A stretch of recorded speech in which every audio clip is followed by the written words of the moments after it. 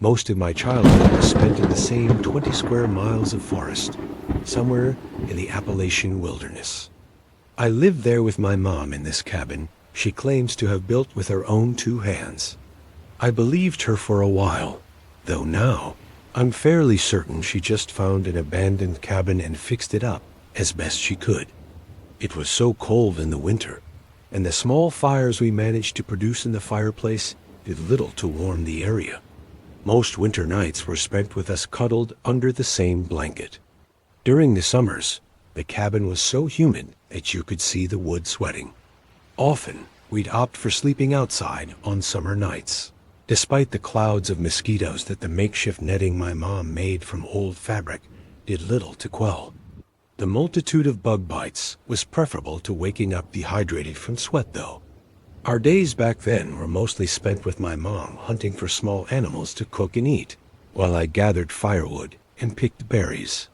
On rare occasions, we would take breaks and spend the day singing songs or reading from the handful of books she had. However, we needed to survive, and that meant working hard to ensure we had food and fresh water. My mask made foraging more difficult than it should have been. I constantly had to pull at the white cotton sheet to fit the eye holes over my eyes, and it would often become drenched in sweat within an hour. The only time I ever took off my mask was when my mom bathed me. I would often try to catch my reflection in the water, but it was never clean enough. I wondered if she'd ever seen my face. She would have had to have seen it the day I was born, right? I learned early on not to ask my mom questions that involved the masks or my face. The only answer I ever received was that if I took off my mask in front of someone, something bad would happen. If I pushed any further, she would say, "I'm your mother, and you should trust that I know what's best." And I did. For a long time, Gather was my whole world, and I loved her as much as a boy could. We spent most of our time together, and I have mostly happy memories of her. Of course, there are bad memories sprinkled in there, with some being downright horrible. I recall once when I was somewhere between 4 and 6. I was playing outside in our garden. Mom was on the other side of the yard doing laundry, while I hopped through the soft dirt, stepping on any pests I saw. Looking at their guts on the underside of my shoes every time I stepped on one filled me with a sense of satisfaction, knowing I was aiding in our survival in a small way. I'd made my way to the end of the garden when I noticed the rabbit cage. Mom had kept several she'd caught in traps to breed for meat. She told me not to get attached to any of them, as we'd be eating them all at some point. But of course, I'd given them all names and loved sticking my fingers in the cage to feel their soft fur. One of the females, whom I'd named Daisy after a character in one of my mom's books, was staring at me. She chewed on whatever vegetation she had in her mouth as I approached. She didn't scurry or hide like all the others in the cage, instead continuing to look me in the eyes. The curious way she watched me made me smile underneath my mask. We looked at each other for a while before I got the sudden urge to untie the twine from my neck. It fell to the ground, and I slowly pulled the mask away from my face. Daisy continued staring as I moved my bare face closer to hers.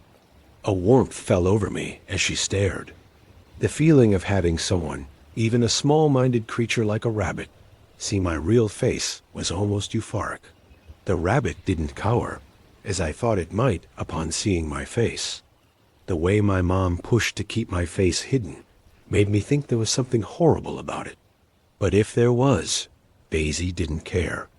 She didn't look at me any differently than she might my mom or one of the other rabbits. It made me smile brighter than I ever had. "Nestor," called my mom from around the corner. I struggled to grab my mask from the ground and throw it back on my face, but it was too late. Mom grabbed me by the shoulder while staring at the sky and smacked the back of my head hard enough to make my vision blur. "Put your mask back on right now," she cried. I did as she asked, and she pulled me away from the scene, leaving Daisy still staring in the spot where I'd been standing. We had Daisy for dinner that night. Mom didn't have to tell me, as I'd seen her take Daisy from the cage from my bedroom window. I listened to her frantic squeaks before Mom likely broke her neck, as was her common method for killing our dinner. Daisy lay in a charred pile in the center of the table that night. Mom pulled off one of her legs and threw it on my plate. "Eat," she said. Tears soaked the inside of my mask as I pulled down the mouth hole a bit, so it sat as close to my mouth as I could get it. I picked up Daisy's leg and brought it to my lips. "Eat." She yelled. I took a bite of the unseasoned meat and tore it away from the bone. I closed my eyes while chewing and swallowed. Mom nodded and began eating some breast meat, satisfied. "Do you realize what could have happened if I accidentally saw you without your mask?" she asked. "No, you won't tell me," I returned defiantly. Mom paused as if trying to gather her thoughts. She sighed, then gave her constant answer of something bad. I felt my mask, poking at the small holes that had begun to form along the neck. I'd have a new one the first time I met another person. Like the last mask, this one was made from cloth, but it was a bit thicker, as if it were made from a thick jacket.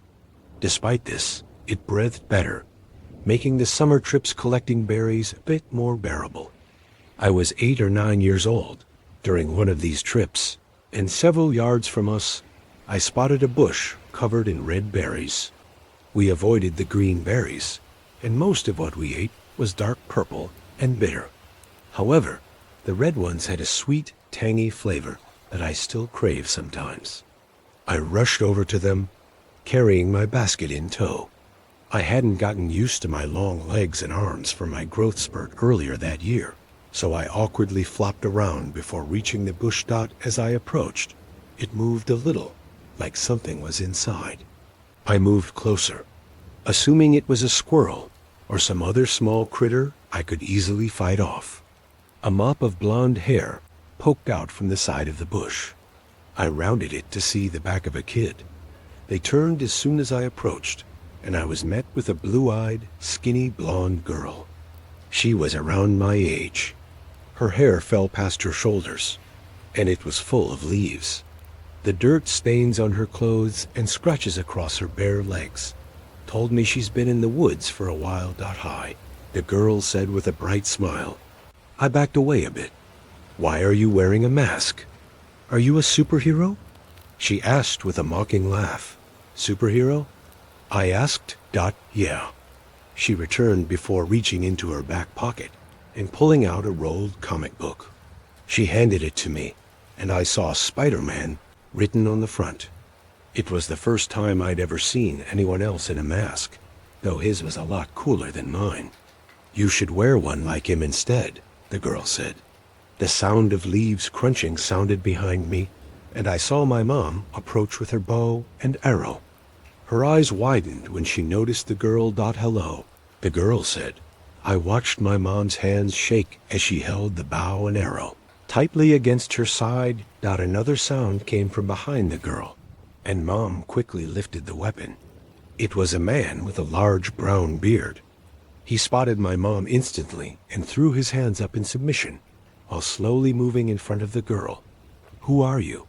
Mom asked. "Oh, hello," he said. "I'm Monty, and this is my daughter Jamie. We're camping nearby. Sorry, I didn't know we were on someone's property." Mom refused to lower the bow and arrow. "You need to leave." "Is this your property?" the man asked. Mom bit her lip, and her arm started to shake. "Yes," she said. "Would the parks office confirm that if I called?" As KED. Mom lowered the bow a little. "Jamie, why don't you go find some firewood?" he said. But Dad, go." Jamie pursed her lips and glanced at me before stomping away. "Look, if you're this deep in the woods, I assume you're hiding from something just like we are," he said to my mom before looking at me and raising his eyebrow. "We don't want any trouble, and I don't care what you're doing out here, honestly. See that tree?" Mom said, pointing to the tallest one in the area. "Don't cross it again. You or your girl. You got it, Monty said with a smile, and with that, my mom lowered her weapon. I was just bluffing, by the way. I ain't got a phone. Too easy to track. Mom grabbed me by the arm and pulled as we started walking back home. If you ever want to trade some of your kills, let me know, he said. We've got plenty of beans and rice. Mom ignored him. We're in the RV down the trail about 2 miles, he called. I looked back and saw the girl waving. I didn't stop looking until they disappeared in the distance. I helped Mom get the rabbit she'd caught for dinner, holding the bag for the innards as she ripped them out of the small creature. She hadn't said much since we met the father and daughter in the woods, and I couldn't tell if she was concerned or mad. I knew I should avoid bringing it up, but couldn't help myself. I thought you said there was no one else in these woods, I said as she placed a handful of viscera into the bag. There weren't, she said, and I need to figure out a way to get rid of them. Why? I asked. They didn't seem dangerous. She paused. Everyone is dangerous, Nestor. I dropped my head and stared into the bag for a while, not meaning to. My eyes got lost in the red and pink mixture that slid with every slight movement. The image of the girl popped into my head and wouldn't seem to leave. You're thinking about her, aren't you? Mom asked. Over time, I've learned many. Moms have this ability to predict exactly what their child is thinking, or at least offer a good guess. She was around your age. I looked at my mom, then back into the bag. She dropped the rabbit onto the wood slab and knelt in front of me. I know you're lonely, but you know it has to be this way, she said. But why? I asked. You never tell me. I tell you that you need to trust me, she said before standing back up, and that should be the only explanation you need. It wasn't, though. I don't know if it was the fact that my mind was changing in adolescence, or I'd finally had enough, but I'd already started thinking of ways I could sneak away and meet that girl again. I know what will make you feel better, Mom said before taking off her blood-stained gloves and going inside. She came back out a few minutes later, holding something behind her back. She stopped in front of me, and my hands started to shake with excitement. I'd never gotten a gift before, and never expected one. The feeling of excitement was something I hadn't had much experience with. She paused for a few more moments as I felt I was about to burst. She finally revealed what looked like a light brown mass, the color of a dying tree. She smiled as he handed it to me. It felt smooth and almost sticky. I pulled the edges apart to see that it was a new mask, but it was nothing like the ones I'd had before. This one had actual facial features, a mouth with lips, a nose like my mom's, and eyebrows. I made it with rabbit skins, she said. I thought you'd like having one that looks like an actual face. I stared at it, trying to appear grateful, but struggling to understand how I actually felt. Well, try it on, she said. I did as she asked, pulling the thin leather across my head and to my neck. It fit tightly against my head. The eye holes were perfectly situated, so I wouldn't have to pull the mask down to see. You probably won't want to wear it in the summer, but I tried to make it more comfortable and durable than your last one. I breathed in the gamey smell of the leather and pressed my tongue against the inside of my mouth. Well, what do you think? She asked. Thanks, I said, wishing it looked more like Spider-Man's. Mom was always exhausted after a day of hunting, especially during the summer. It was almost impossible to wake her up. Once she fell asleep, I snuck out of the cabin and into the woods. I followed the path. Remembering what Monty said about their RV being 2 miles down the trail dot as I walked in the darkness, I wondered why I was trying so hard to see this girl again. I'd been fine living my whole life without anyone besides Mom, though. I'd begun to wonder if that feeling of complacency came from a secluded life. Asterisk. I'd been walking around for half an hour when I heard voices a few yards away. I ducked into the nearby trees and spotted a fire that gave way to a dingy brown RV. Monty sat in a chair beside the fire while Jamie danced around it. I moved closer without meaning to, not realizing I was no longer hidden. Jamie spotted me as she rounded the fire. I watched her say something to him before she came skipping towards me. Asterisk, "Hey, Spider-Man," she said. "I like your new mask." Asterisk, "Thanks," I said. "My name is Nestor." Asterisk, "I like Spider-Man better," she said. "Come on, I told my dad I was going to pee, but I want to show you something." She grabbed my hand and pulled me into the woods. Her hand was soft and warm, despite it being chilly that night.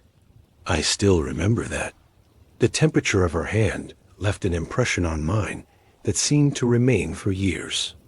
We walked a few yards more until she stopped at a small ditch with a thin stream at the bottom. She smiled at me before sliding down to the edge of the stream. I paused before following. At the bottom, she caught my arm and stopped me from going face first into the creek. She laughed, and I laughed back. Asterisk, "Look," she said, pointing in the creek. Asterisk, I scanned the surface of the dark water, unsure of what she was pointing at. "Tadpoles," she said with excitement.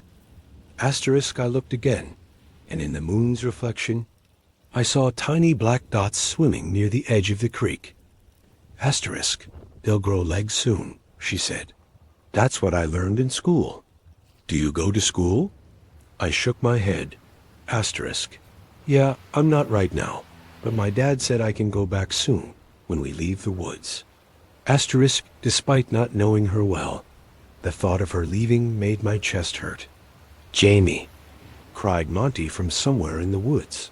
"I gotta go," she said softly. "Come visit me again. Just whistle 3 times, and I'll come find you in the woods." She climbed up the ditch and waved before disappearing. I only went to visit her on the nights my mom was exhausted. Sometimes Jamie was already in bed when I arrived. We only saw each other once every couple of weeks, but the times we saw each other made up for all the time away that I wanted to see her.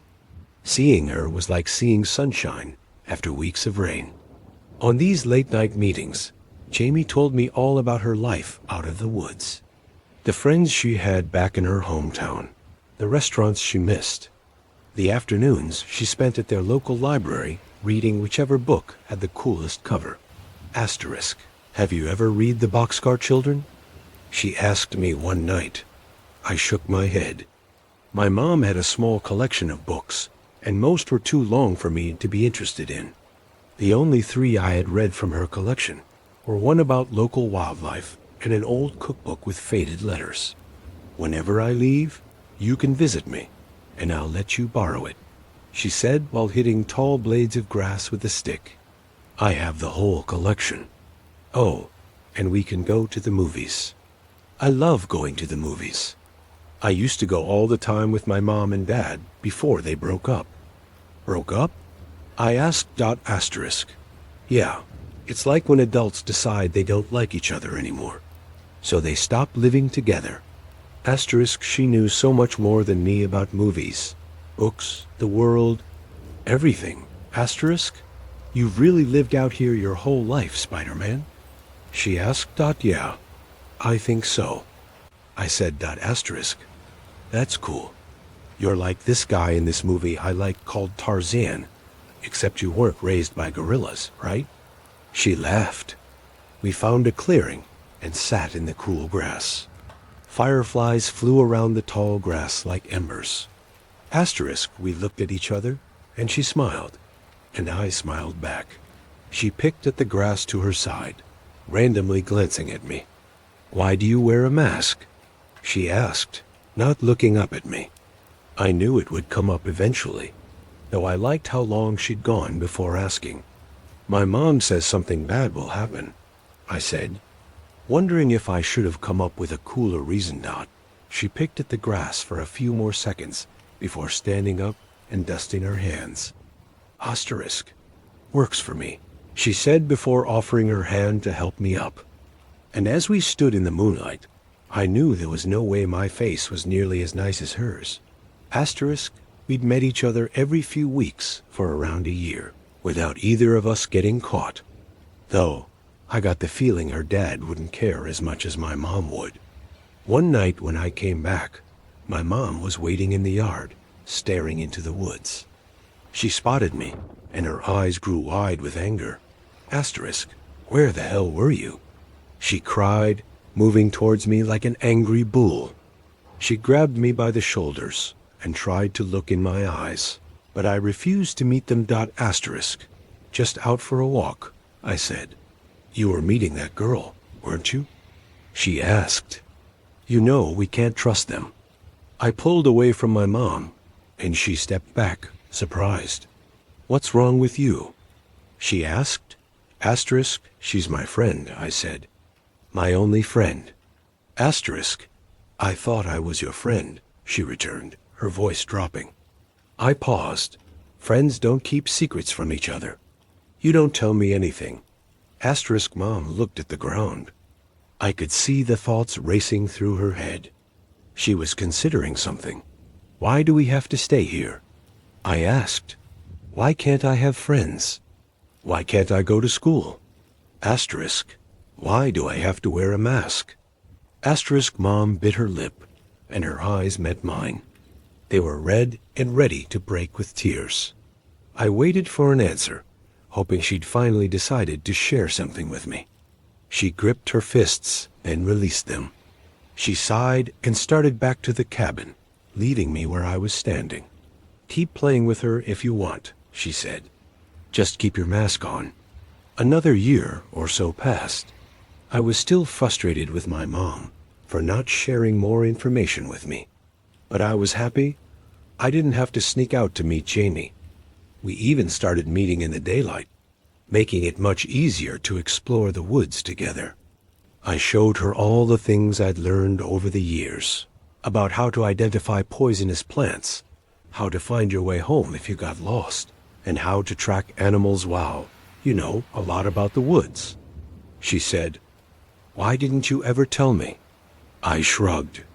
Will you teach me how to shoot a bow and arrow? She asked. Mom had just taught me, so I wasn't sure how well I could teach her. However, the pleas in her eyes kept me from saying no. We found a spot near a clearing in the woods where my mom would often hunt for quails. We ducked behind a log, and I set up the bow and arrow on top of it. A small flock of quail bobbed in and out of the tall grass. I picked a large one closer to us than the rest, and aimed the arrow just as Mom had taught me. The quail bobbed again, and I took a deep breath before letting the arrow go.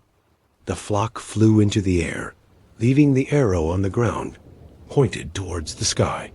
We walked to the clearing and found the quail struck through its chest with the arrow. Asterisk, that was amazing. She cried. I want to try.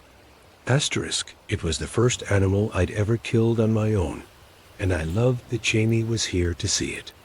It made me realize that I wanted her there for all the big moments in my life. Asterisk, we went back to the log with my quail and hid. An hour or so passed before the flock returned and started. I live in the sewers. I was born down here, and I grew up down here. This is what my life is for. People would laugh at me if they knew. They would mock me, call me crazy. But if they understood what I do every single damn day, what we protect them from, they would be thanking us on their knees up there. People worry about paying bills, office drama, why their kid is acting weird. Down here, none of that matters. Down here, I have a job more important than anything they could imagine. My dad taught me everything: how to hold back the thing that lives deep in the wastewater system, something you cannot destroy, something that keeps trying to come up. That's why we live down here in the stink and the dark, so the people above us can live normal lives and worry only about what they are making for dinner. That's why I'm writing this now, so people finally understand what is living right under their feet. My radio suddenly crackled to life. Chuck, come in, you there. Logan's voice buzzed through. The static, am here, I said, grabbing the receiver. What's wrong? Logan Oliver's not responding. Logan muttered. Can you check on him? You are the closest. I did not want to answer. I had finally settled into my little hideout for the night. And Oliver, well, Oliver was not exactly great company anymore. Something broke inside him years ago, down here in the dark. He was stationed at the front gate, the place where the creatures would come through if they ever broke in. My dad always said there was no coming back from that post. I've lived in these tunnels for 20 years, and he'll admit it, I've never seen any of the horrors myself. But my father was convinced, knew it in his bones, that if we did not keep the system under control, hell itself would break through. Chuck, you checking on Oliver, or what? Logan snapped. Stop drifting off. Yeah, I'm going. I fumbled with the radio. He'll go take a look. Copy that. And Chuck, stay sharp. Don't zone out. Got it, Logan. Copy, over and out. The radio went quiet. Again, I let out a long breath. Oliver was at least a 2-hour walk from here. And today, I really did not feel like going anywhere near him. My father trained me well for this sewer life. I knew exactly how to get to Oliver without wading through waist-deep filth. And there was one rule he drilled into me more than anything else: never go anywhere unarmed. He had this old shotgun he carried everywhere. When he died, it became mine. Same cracked leather strap, same weight on my shoulder, same lingering smell of oil and mold. He died young, only 53. The sewers do not treat people kindly. The stench, yeah, that part never gets easier. It is the kind of smell that curls your stomach and sticks to your clothes for days. But I got used to it. Patrolling was the boring part. I knew every turn by heart, which bulbs were burned out, where the concrete got slippery, where you had no choice but to step into knee-deep muck. That was when the mind wandered. I always found myself thinking about the things my father feared so much, wondering if they were real, wondering what my life would look like up there in the so-called real world, where you go grocery shopping, come home, watch TV, complain about your boss. I could not imagine it. Then something splashed hard, a deep, heavy splash that echoed through the tunnels. I froze, brought the shotgun up, switched on my flashlight. The surface of the water rippled for long seconds, as if something huge had just moved below it, but the beam showed nothing. I could not stay there. If you linger too long in one spot, the dark starts paying attention to you, or whatever lives inside it does. I had to get to Oliver. That was my job. Oliver, come in, you there? I tried the radio as I picked up my pace. Oliver, do you copy? Nothing. Oliver was in his 40s, and easily the most unpleasant person I have ever met. He knew my dad back in the day, but something happened between them when I was a kid. They barely spoke afterward, and Oliver, he felt too at home down here. More than anyone should. I never liked him, but that did not matter now. I was only a few minutes away. I knew exactly where his hideout was: straight down the long dark corridor, past the runoff pipe, then right all the way to the heavy steel gate. That was the first defense post. That was where Oliver was supposed to be. I just hoped I would find him alive. I stood in front of the big steel door, but there was no sign of Oliver. The door was locked, and I could not even budge it. Oliver, you in there? I knocked hard. Hello? Nothing. The sewers were silent, except for the distant trickle of water somewhere behind me. To my right, the way I had come, the overhead bulbs flickered along the corridor, casting shaky light on the red route markers painted on the damp, mossy walls. To my left was only darkness, a part of the system no one ever went into, the place danger came from. As I stared into that black stretch of tunnel, something moved slowly, heavily, like a massively overweight man struggling to put one foot in front of the other. Hey, who's there? I raised the shotgun and aimed my flashlight into the dark. I did not get a chance to see something grab me from behind. A strong arm clamped over my mouth, cold metal, pressed against the side of my neck. Shut up, a man hissed. Unless you want them to hear you. I froze. The voice was familiar. I managed a tiny nod. A metallic click sounded, and the heavy steel door swung open. The man did not release me. He dragged me inside, pulling me backward, as the darkness behind us swallowed the corridor. Right before the door shut, I glanced over my shoulder one last time. That huge lumbering shape was still standing there in the dark, silent, waiting, but I was not thinking about what it was anymore.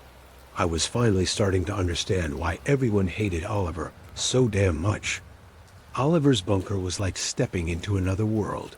Past the steel door, it did not even feel like the sewer anymore. It felt like his territory. He dragged me all the way to the center of the room before finally letting go. There he stood half naked, his oily skin gleaming under the weak light, grinning that gap-toothed, unsettling grin of his, like he was waiting for me to compliment him. His bald head shone with sweat, and the smell coming off him, it was not sweat. It was more like machine grease. His smile managed to look friendly and terrifying at the same time. "Well, what's up, Chucky boy?" he asked, once he realized I could not even get a word out. "Your senses wearing down already, or did that asshole never teach you properly?" "Do not talk about my dad like that," I frowned. "And by the way, Logan's been calling. Why aren't you answering him?" "Ah," Oliver waved a hand dismissively, rummaging through a pile of tangled cables. "Logan's just a self-important prick, Oliver." I sighed. "Hayes at the sluice gates. If you don't check in, Hayes going to trigger a lockdown. We'll both be sealed in this tunnel." Oliver looked at me, not confused, not surprised. He knew exactly what a lockdown meant. He just did not give a damn. He tossed the cables away and darted over to an old sputtering metal stove. With a kind of recklessness only he had, he grabbed the hot lid with his bare hands and flipped it open. He dug around inside with a pair of long tongs and pulled out something charred and shriveled. "A rat? Why the hell are you eating rats, Oliver?" I asked, disgust twisting my stomach, 'cause he bit into it. "Gotta eat something," he said, through a mouthful, chewing loudly. "And down here, this is prime protein." "That's disgusting," I muttered, turning away. "Logan can send supplies whenever we're not stuck eating." That Oliver did not respond. He just kept chewing that burnt thing as if it were a gourmet meal. I shook my head, waiting for him to finish, but he never got the chance. A heavy pounding slammed against the steel door. The sound was sharp, like a fist hitting metal. Hard, angry, I spun around. Oliver froze mid-chew. His smacking and chomping stopped instantly. The entire bunker fell silent, and then knock, knock, knock harder. This time Oliver went pale. A cold ghost white kind of pale. I had never seen on him before. I saw it clearly, the fear in his eyes. Real fear, the kind you do not question. They found. "You see," whispered voice, trembling. "Get back," Oliver snapped, jumping to his feet. "Move it, Chuck. This is not the time to drift off." My heart was hammering in my throat.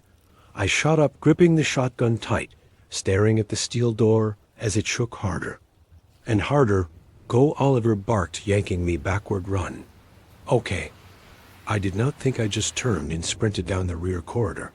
I knew this was not a drill. My whole life my dad trained me for this exact moment, and still I was running.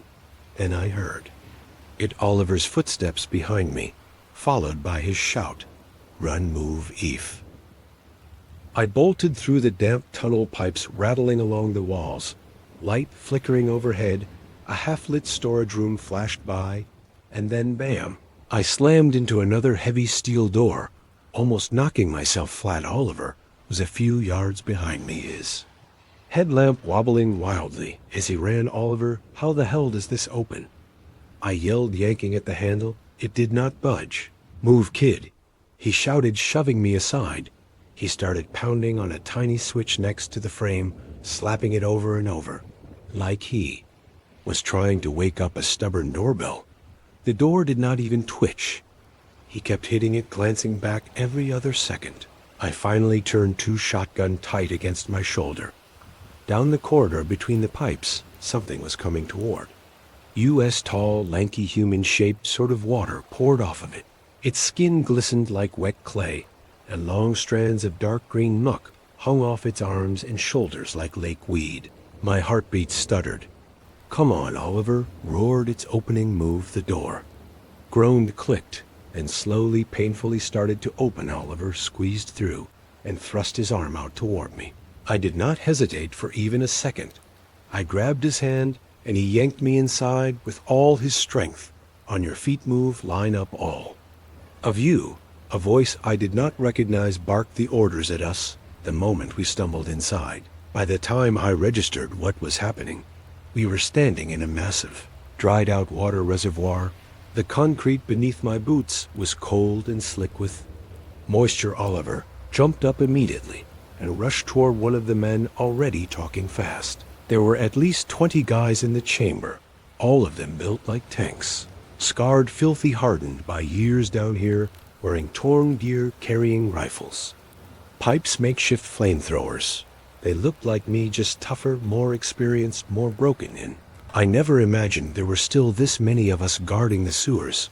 They've never made it down here. Oliver, you sure they're coming? A big bearded man asked. Of course they're coming, Oliver shouted back. They're on our damn heels. The bearded man squinted at him, clearly unconvinced, at least until the heavy steel door behind us shook so violently it sounded like a car had slammed into it. The whole wall rattled. My lungs forgot how to breathe. Every weapon in the room snapped toward the door at once. Prep positions, the bearded man roared. Everyone moved flamethrowers up front. The group scattered instantly, each person finding their designated spot. Metal clanged, rifles clicked, boots scraped. These men knew exactly what they were doing, and they were preparing to die if needed. The bearded man stepped toward me. You, Chuck? I nodded, my heart pounding so hard it felt stuck in my throat. Good, he said, leaning closer. I knew your father, hell of a protector. His expression hardened. Now it's your turn. Time to prove what you can do. We all stood there, tense and silent, every weapon aimed at the steel door. It had stopped shaking, but we knew something was behind it. The smell was not the usual sewer stench. It was worse, the smell of death. It did not start with a bang. It started with a leak. A brownish-gray sludge began oozing through the hinges, thick, muddy dew, seeping through every tiny gap like the door itself was melting. Flamethrowers do it. Now the bearded man shouted. 2 guards fired them up, gas tanks, screaming, pipes rattling. Then a torrent of fire blasted out. The metal hissed, and from the other side, something screamed. Thin, stretched, inhuman. Then the door exploded off its hinges, slamming into the concrete. And behind it was the real nightmare, a colossal pulsing mound of living mud pouring into the chamber. Everyone opened fire. Gunshots thundered, flames roared. Bullets vanished into it. Only fire slowed it. Then the sludge rose, shaping itself into a humanoid mockery. One guard shot it point blank. The head exploded. He never saw the second form behind him. It lunged. Help, shoot me, please shoot me, he screamed. Oliver ended it with one shot. Then chaos mass creatures rose endlessly, dragging men under, swallowing them. We have to run, someone yelled. You stay right here. Oliver, the cans, the bearded man roared. Oliver kicked open a hidden panel, revealing fuel cans. He pulled the pin through one. It exploded in a pillar of fire. The heat burned my face. Come on, help with the cans, Oliver screamed. I forced myself forward, grabbed one, pulled the pin, and threw it. Everything burned. Men screamed, sludge writhed. Burning flesh filled the air. We were dying. Oliver was grabbed by 2 creatures wrapping around him.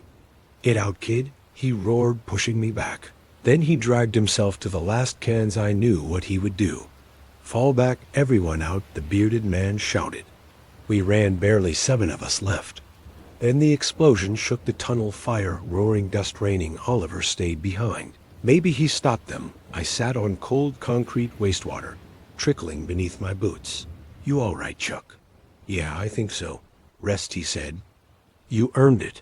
What were those things? The filth from above. Everything people flush away. I looked up. Fireworks flashed through the manhole cover. People cheering, celebrating up there. Life went on down here. We kept flowing, as long as they celebrate. Above, we will never be done down. As I realized that my company granted key card had failed to open the employee entrance. I was left with no option but to hammer on the door until someone finally heard me after my hands were raw from slamming them against the metal surface. The door finally opened, and I was met by a man in his early 60s, tall, well-built, with heavy bags under his eyes. "You're the new guy," he half asked, half stated. I nodded. "All right. Come on in," he said, gesturing for me to follow with a small wave. "It'll show you everything you need to know for the job." He led me inside a small locker room and instructed me to change into a gray uniform. "Number 65 is yours." The uniform consisted of pants, a shirt, shoes, and a thicker jacket to survive the cold. Within the warehouse itself, everything was a size too large, the shoes too snug, but there were no other options. I felt something hard in the inner pocket, a hip flask filled with an unknown liquid. I showed it to him. "Yeah, good old Wallace, he worked here 10 years back. 5 people wore that uniform. Since then, the flask stayed, so I just keep it. Well, it's kind of sacred. Throw it out if you dare." "I'm superstitious," he joked. I put it back and followed tradition. He led me through long, narrow concrete corridors from the Cold War-era kitchen storage surveillance room. Easy layout. "How many questions did the suits ask you?" He asked. "Around a dozen." I replied, "That's not what I asked. They decided before you arrived. Everything else was formality." He led me into the surveillance room. 9 monitors, dusty desk, pizza boxes, and a red rotary phone unused for decades. "This is your office night shift alone." I asked about smoking. "Open the window. Hope you don't trigger alarms." He took my keycard, activated it. "Now you can access almost every door." "Almost?" "Yeah, we'll get back to that." He explained the system hours: 8 p.m. to 4 a.m. Call police, hide. Don't be a hero. Cameras do 95%, except camera 6. But that doesn't matter. We'd get back to that. We toured the warehouse, rows of gray boxes, 3-digit numbers, no labels. What are we storing? Wouldn't know, never asked. 28 years here. Don't ask questions. Then we stopped at a wooden door with a simple lock incompatible with keycards. "What's this?" I asked. "This is why I'm showing you. If no idea what's behind it, never open it." 2 men did, and vanished. "If you try, you're fired. Move sometimes, always on outer walls. Takes the camera to look for what doesn't match the interior. See the mold stain," he said, changing subject, overwhelmed. I followed rules. He introduced himself. "Robert Bailey." "I am Anthony River." First shift began. Boring. Months past door. Moved once, then again. Camera 6 static, then gone. Door vanished, reappeared on another wall. I confirmed it. Weeks later. Year passed. Then one night, camera 6 dark, then back on. Door open. I went to investigate. Hallway beyond. Impossible. Voice begging for help. Phone dead. Landline dead.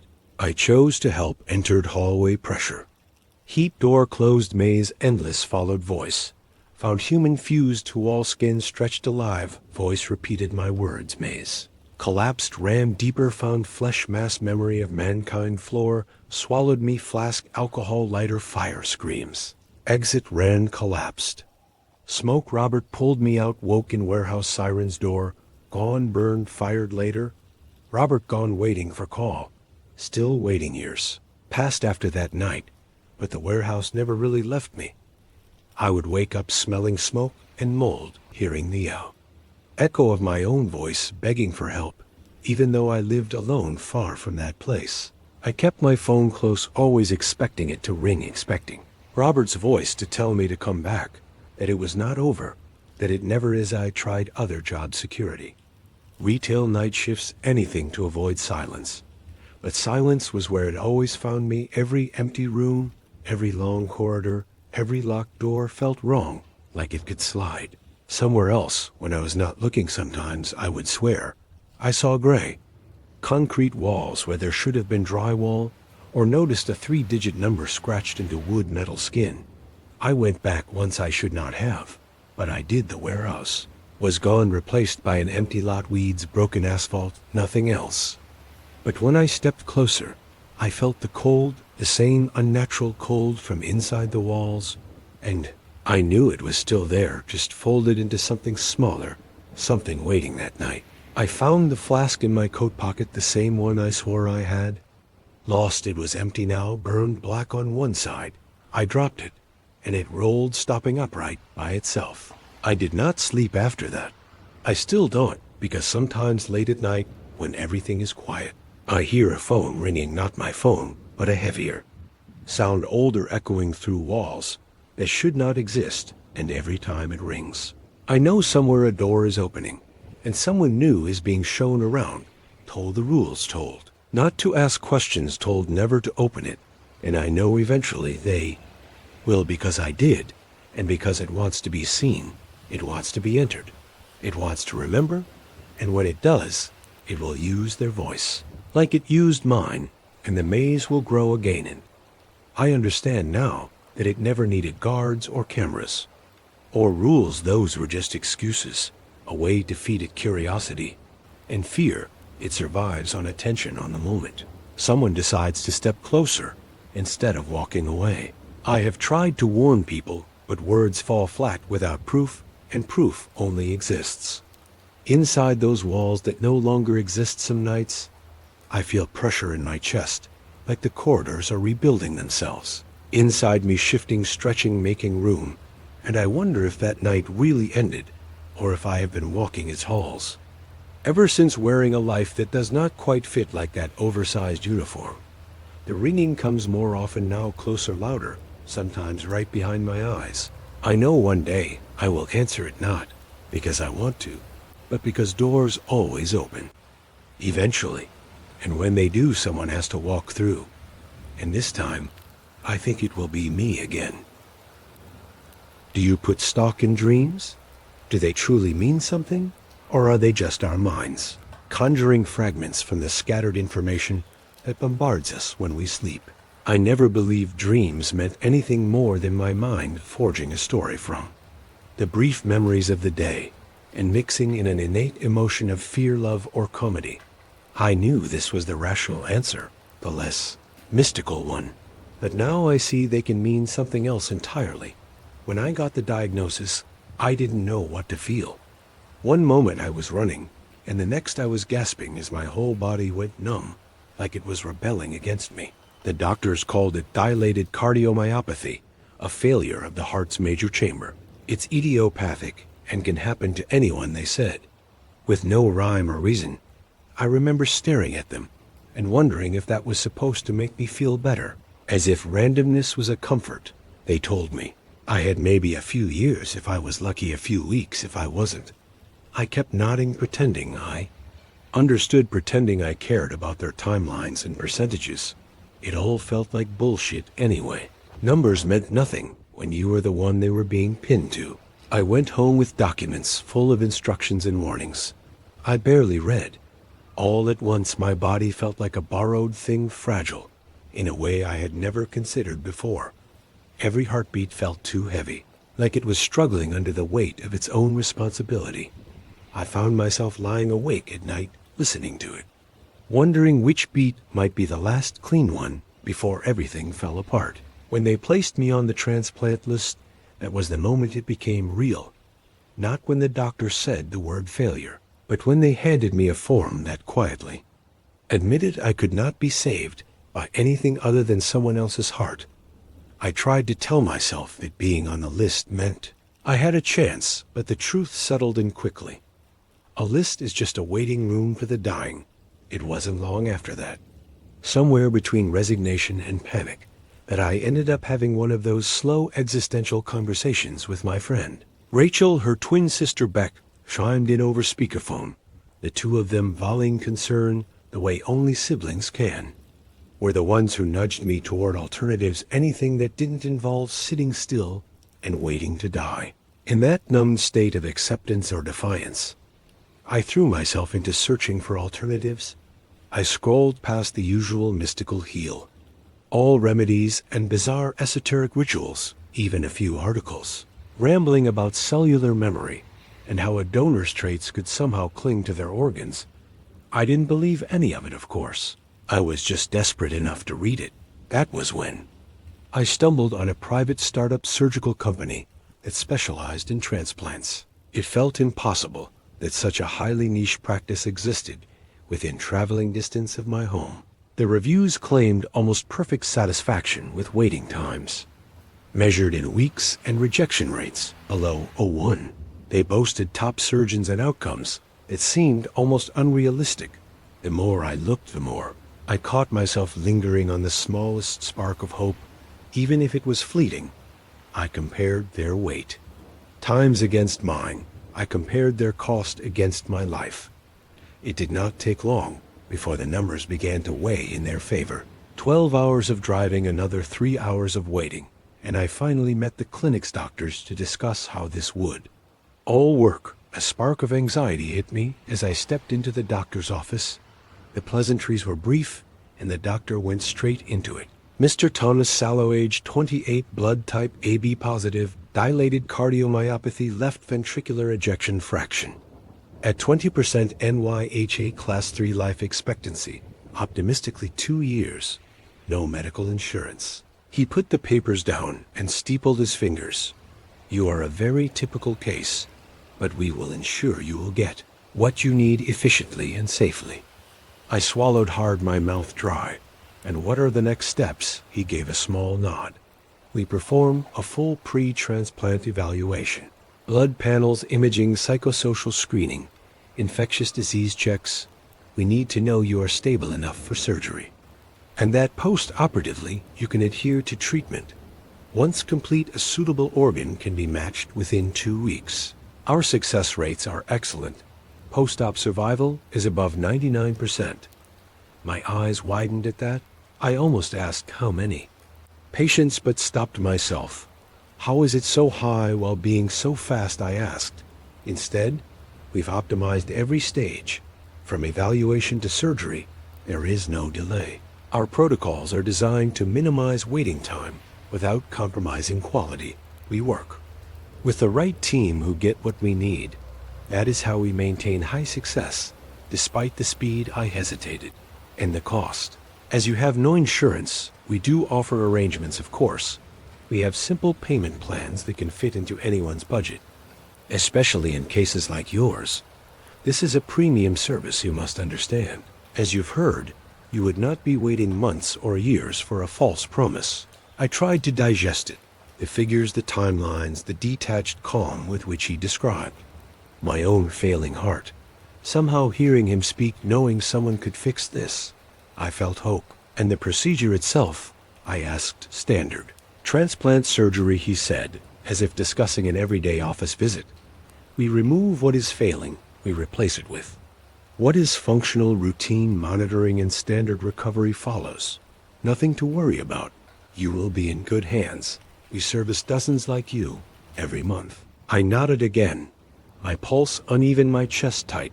The papers were signed, my details exchanged, and the pre-tests performed quickly, the only discomfort coming from the blood they drew. As I went to the receptionist to finalize everything, she handed me a bottle of pills. Take twice a day, once before sleep and once at midday. What is this? These are a new compound to ensure high comparability with your new transplant. Please see the instructions for more information. Have a good day.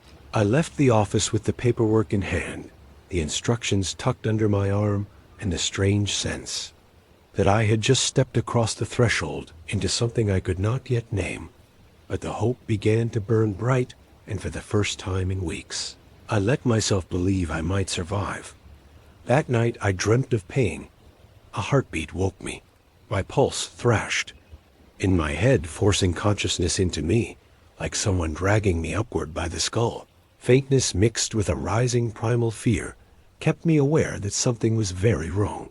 My heart hammered, not fast, but heavy, like each beat was trying to break. Through bone, I breathed in air that felt moist. It clung to the inside of my throat, thick and warm, filling my lungs with something that tasted wrong. Acrid, chemical, metallic, like breathing in heated oil fumes. My body felt feverish, the heat rolling under my skin in waves that made my nerves twitch and curl. Pain threaded through every part of me, like my insides were bruising with each breath. My vision blurred, as if my eyes had been closed for days. and were only now remembering the idea of light shapes smeared into each other, colors bled, and threw it against the far wall. I saw something, a texture wet, sinewy, hugging the surface, like it had grown there instead of being placed. Something red, something raw. I jerked awake in a chill, so violent it almost hurt. Fear crawled cold through my body, the kind that didn't fade once the room came into focus. I wished it had been the only time. But night after night, my mind returned to the same dream, as if whatever I'd seen was waiting for me behind my eyelids. I tried to explain what I saw to the nurses over the phone, but they simply dismissed me. They gestured vaguely to the symptoms of the medication I was on, as if that answered everything. When I described in detail what I saw, they dismissed that out of hand, barely listening, before reassuring me it was all perfectly normal. But I couldn't let it lie. By the third night of sleep, I could paint the dream so vividly. I could describe it in such detail. What I saw, what I smelt, what I felt. The heat, the moisture, the rawness clinging to the walls. I could see the pain around me. I could feel the horror. The red room stared at me, though a blur. A haze of congealed blood, mixed with some chemically infused vapor, clung to the walls, ceiling, and floor, shading the space with a fog of gore. The air shimmered with a damp metallic heat, as though the very atmosphere had been distilled from raw flesh. It tried its best to hide the shapes behind it, but the veil would slip beneath the fog. The walls pulsed, slow, damp, rhythmic, as if the room itself had veins I breathed in through a hole in my face. Not a mouth at all, just a wet opening, soft around the edges, working like a gill. No teeth, no tongue, only a hollow space sucking in thick, spoiled air. Each inhalation dragged something viscous down my throat, burning with a sour tang that coated the inside of me like oil. The air didn't fill my lungs. It scraped them as though drawn through needles each breath, stitching pain into the lining of my chest. And then the tearing began, a pressure deep in my core, pounding like fists against the inside of my torso, a hammering, intending to break me open from within. Nerves flared, muscles convulsed. I felt things shifting, rearranging, shaping themselves without my permission, as if something were creating a habitat inside me.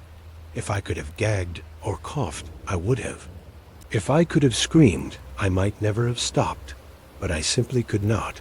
When I woke from them, I was glad to be gone, but it followed me outside of my mind. I could feel its presence in the waking world, something unfinished, something breathing, just out of sight, waiting for me to close my eyes again. Almost like the first time I suffered the heart attack. I would feel a beat stutter in my chest, then another, as if a second heart tried to pulse in place of my own, an alien thump struggling to match my natural rhythm. Sometimes the two beats aligned for a moment, before slipping apart again, sending a faint vibration through my ribs, like plucked strings trembling out of tune. Every time I inhaled fresh air, I would exhale foul taste. The gore, thick vapor from the red room, it coated my tongue with a coppery sting of blood that wasn't. There my nerves buzzed beneath my skin in tiny, frantic sparks, as if something just under the surface was testing each strand, humming along. Them like someone running fingers across exposed wires. And sometimes, without warning, a phantom warmth bloomed across my torso, thick and suffocating, the same oppressive heat from the red room, seeping through my skin as if my own flesh remembered. A climate my waking mind rejected. At other times I would glance down and find one of my arms hanging uselessly at my side, limp and numb, as if it no longer belonged to me. I would try to lift it, command it, will it to move, and nothing would happen.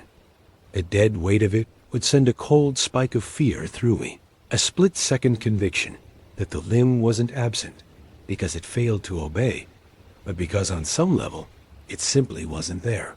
The urge to gag, to cough, clung to the base of my throat, a reflex trapped behind a body that refused to respond.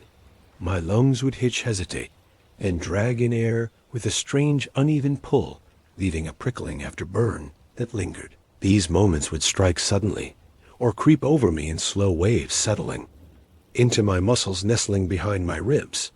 They would find me as I tried to work or rest or play, as I tried in whatever small ways I could manage to continue living. One moment I was sitting in the park sunlight, warming my skin, the mundane chatter of the world all around me, and then I blinked. The pulse of red screamed through my ears as the trees blurred into wet silhouettes. My stomach clenched sour and hollow, as if blood bile were rising in my gut. "Yo, Thomas," a voice cried from behind. Face appeared in my periphery. One I knew all too well. I could tell which one it was by the nose piercing that the other one lacked. "Hey, Beck. I know you got your surgery all lined up and everything, but God, you look shaken. You all good?" Beck sat on the bench next to me, shouldering my arm for a reaction. "Oh yeah, I'm fine. Really. I couldn't find the words to explain what I was feeling. Maybe it's weird to say, but I've been having these dreams lately, and I'm starting to think that it's affecting me when I'm awake. Like how well, sometimes it feels like I need to clear my throat, or my heart almost skips a beat. Not in a heart failure sort of way," I tried to joke. "Like there is a second beat." Beck looked at me with a curious expression. "Sounds like Ratch and I, what it's a twin thing. Sometimes I feel a presence, or a feeling which isn't mine, but somewhere deep inside, I know it's her. Maybe she was worried about a car payment, and I would sense her anxiety, or if I just ran a marathon, she would be exhausted. That sort of thing." I smiled at her explanation. "Sure, but I don't think it's that." Beck rolled her eyes. "I know, I was just trying to describe what I sounded like." She paused, tapping her boot against the path. "Could be nothing. Some people swear organ donors and recipients get connected somehow. Like echoes." I read that once. I shook my head. "Yeah, no, that's not what this is." She shrugged. "Fair enough. I can't relate to many people other than Ratch. You get it." Honestly, I didn't get it at all. Dream returned, but this time it was no drifting blur. It came on with weight, like something lowering itself onto me. Heat rolled through me in pulsing waves, each one heavier than the last, as if my own blood had been replaced with something thicker. My chest rose in short, desperate bursts, each breath dragging through me like it was being pulled through foreign wires. The air felt wrong again, dense and wet, but now it burned with a sharpness that tore at the inside of my throat. I tried to cry out or gasp or do anything to relieve the pressure inside me, but I had no mouth, no lips, no proper shape to form sound.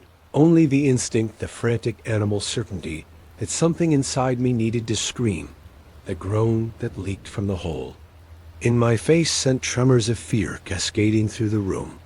My lungs ached, craving more air than they could pull in. Each inhale felt like drawing breath through syringes, thin, painful streams of oxygen, stabbing into tissue that wasn't ready for it. My chest tightened in rhythmic spasms.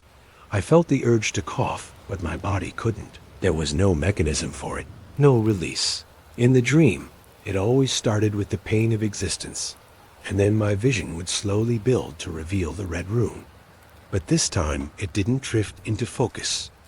This time, it was immediate and unfiltered raw stare that made my vision feel exposed. Everything was too bright and too raw, as if my eyes were fresh forced to see before they were ready. I saw a ceiling above me, or something like a ceiling.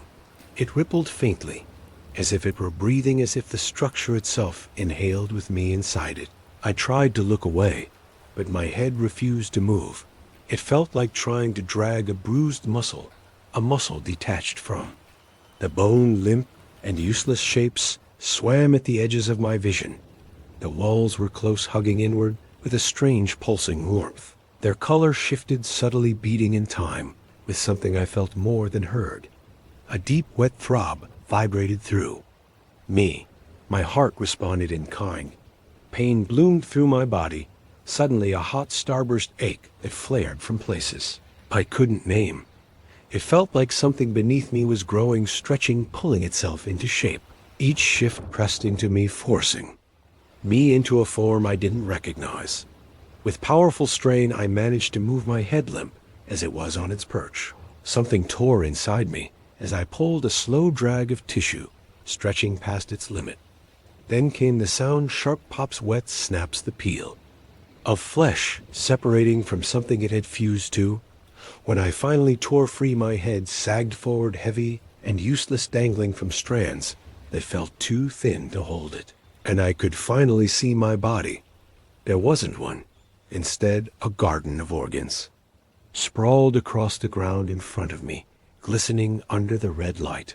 Wet bulbous sacs pulsed gently, each containing a vital piece of what had once been my human life. They were arranged without logic or anatomy, sprouting at odd heights and angles stitched to the masses of meat carpet by ropes of veiny sinew.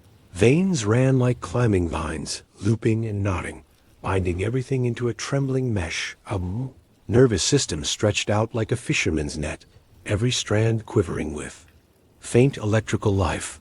The muscles, what remained of them, hung in long stringy, rippling through fibers that no longer belonged to anything. The lungs looked atrophied, inflating and deflating in slow, obedient rhythm. Long spinal tendrils drilled into them to support their structure. The spine was splayed open and hung crookedly, suspended from the wall and floor by ligaments that had fused into stiff branching tendrils. And my heart sat where it should in proportion to the rest, each artery attached and draped into small orifices, the flesh walls greedily sucking from its life-giving energies. Everything else was refused scraps, a butcher's sweepings arranged into a shrine of meat. I tried to recoil, to scream, to do anything, but my form could only spasm. The nerve net shivered violently, sending lashes of pain knifing through me. Each twitch peeled back another layer of agony, like nerves being flossed with barbed wire. I wanted to close my eyes. I wanted that more than anything, but they stayed open. They did not so much look as receive, forced to drink in the shifting, living red around me. Another pulse of pain climbed what should have been my spine, but was now a writhing column of nerves. A cord of hardened muscle tightened suddenly and yanked my head back, slamming it into the pulsing mound behind me.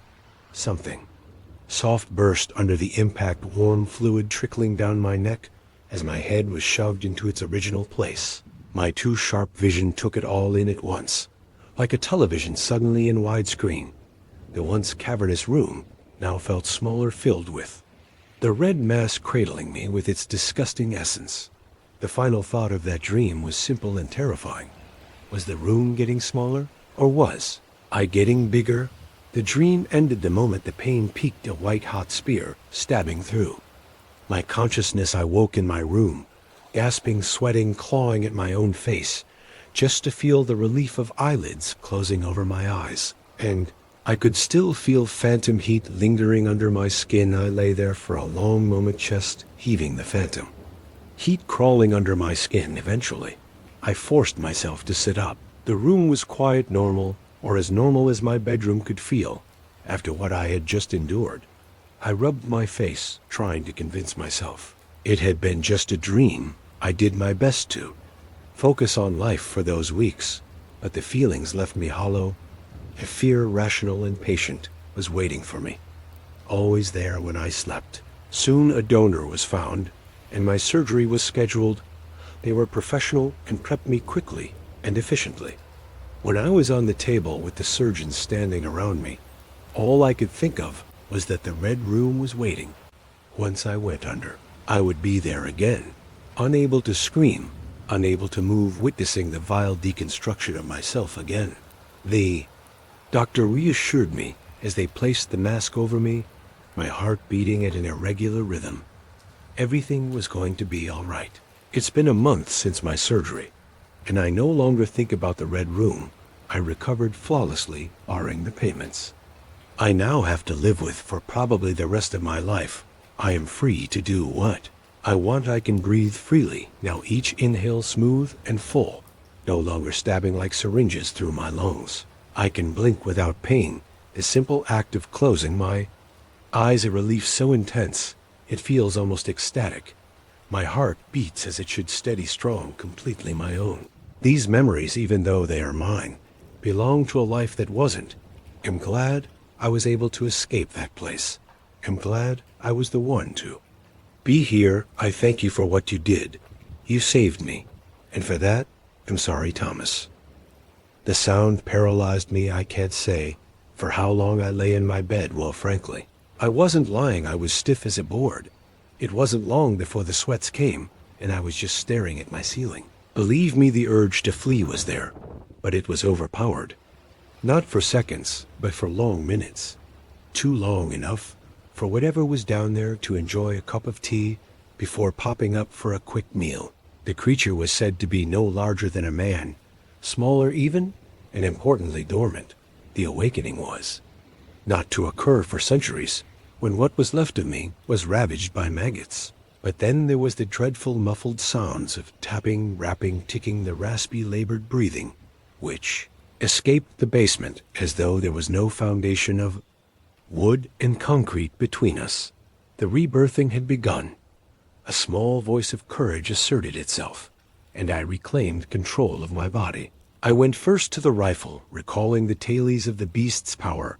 Very little had remained of the last fellow scattered about the basement floor, and he was better armed than me. The ammunition shrunk in my hands. My resolution the day prior that I would have no such end seemed laughable. Now I knew that the creature's awakening could be neither stalled nor stifled. I collected the liquids, then approached not an atom closer to the basement door than required.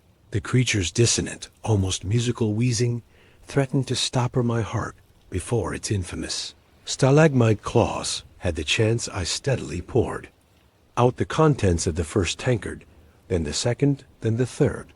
They disappeared beneath the door, and hopefully down the steps into the darkness in which the creature writhed away centuries of sleep. In its harsh effusions I detected pain, even breathlessness, and a hope sprouted in me. Perhaps something had gone wrong with the awakening. One of the ritual pieces was out of place, and the creature had been birthed only to die from some technical failure. But hope was dangerous, so I discarded it. The last of the petroleum dripped from the third tankard, and I allowed myself a sigh of relief. I threw some clothing and pre-wrapped victuals out the window to land safely on the soft, cold grass, enough to make the slow passage, too. The next town I winced violently at an agonized shriek from the creature which startled the horse outside to a panicked whinny and almost froze me once more. "Stay, Susie," I said, calm now. "It's okay." My skin went cold when I realized my mistake, and I listened like the dead for the creature's sounds. A naked silence chilled me. My fingers shook as I flailed between my kitchen drawers until they wrapped around the matches. The drumming I felt was that of my heart, for I knew no other living soul was nearby. Susie and I crossed the porch, limping into the engulfing darkness on her maimed leg. The creature was powerful, I was sure, but of its speed I had heard nothing. Could it catch an old, injured horse? It took 3 nervous tries to set the trail aflame. I lay a hand on Susie's mane. "There's a good girl." Then I threw the match. It had been a beautiful home, and generations of families had warmed it. But the evil that had brewed below was cosmic, and for its ultimate expiry, this price was cheap. The fire burned high, the sparks leaping out in luminous arcs. My heart finally began to slow when the creature's rasping was overtaken by the whirl of the flames and the crackling, snapping timbers. The giant flame flickered in Susie's fearful eyes, and again I ran my hands across her neck, quieting her frightened blowing. By then the creature below the house must have been burning. It mattered not what it was made from, for flame was the Lord's equalizer. Its true were commanded to use it sparingly, but this was such an occasion that called for it. I thought to stay an unholy demon, not of his creation. I released a long, deep sigh. I had held captive since waking. I closed my eyes and focused on slowing the resurging drumming of my heart. I saw the contents I had thrown out the window and thought to attach them to the horse's side. I took a single step towards them when a pained, inhuman cry pierced the air. I stumbled, fighting a wave of dizziness. Somehow I turned to face the flames. The silhouette of a gangly creature, almost humanoid, staggered across the lawn towards us. Its blackened body bore the marks of my efforts. Not enough then, I steadied myself and pulled the rifle from my back. The creature, as though healing from its injuries, drew itself to a less staggering gait and approached with greater speed. It unleashed another blood-curdling shriek that filled every space of the night air. It rejoiced in finding its prey. The horse beside me cantered on the spot, pulling at her reins, urging flight. She let out another panicked whinny. I ruffled her mane a last time and loaded the rifle. Calm now, Susie. There's a good brave girl. There were 2 bullets, and 2 of us. That worked out quite well, actually.